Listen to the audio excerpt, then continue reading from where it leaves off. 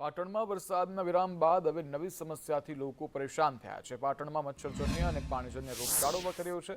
Dengue, malaria, chikungunya અને વાયરલના કેસમાં ધરખમ વધારો થતા પાટણની સરકારી હોસ્પિટલ દર્દીઓથી ઉભરાઈ છે।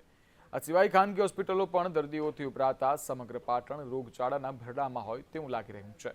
તંત્ર તરફથી વરસાદ બાદ યોગ્ય ફોગિંગ અને દવાનો છંટકાવ ન કરાતા રોગચાળો વકર્યો હોવાનો પાટણવાસીઓનો આરોપ છે।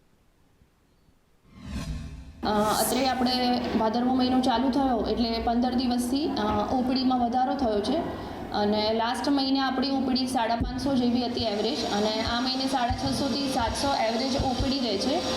આપણા ઇન્ડોર કેસીસ છે એ 300 જેવા હોય છે એવરેજ અને આખા મહિનાની ઓપીડી આપણે 9.5 થી 10,000 જેવી રહે છે। અહીંયા દરરોજની 500 જેવી ઓપીડી હોય છે, બરાબર। અત્યારે કોમનમાં મોસ્ટલી ડેન્ગ્યુ, ન્યુમોનિયા, બરાબર, પછી મલેરિયા છે અને હેપેટાઇટિસ એ બહુ કોમન બીમારીઓ છે અહીંયા આગળ। દરરોજના મિનિમમ 500 ઓપીડી હોય। ઇન્ડોર આપણે અહીંયા ઇન્ડોરની બી વ્યવસ્થા છે। ઇન્ડોર 30 જેવા પેશન્ટ ઇન્ડોર હોય છે। એસએનસીયુ બી છે આપણે, એમાં મિનિમમ 7-8 જેવા પેશન્ટ તો હોય છે। પણ હું જ્યારે પણ આવ્યો છે ત્યારે મને સાહેબ સંતોષકારક જવાબ આપે છે, પણ આજે સાહેબ ગેરહાજરીના હોવાના કારણે મને આજે થોડી તકલીફ પડી છે। પણ આજે સાહેબ 24 કલાક મને સંતોષકારક જવાબ આપ્યો છે।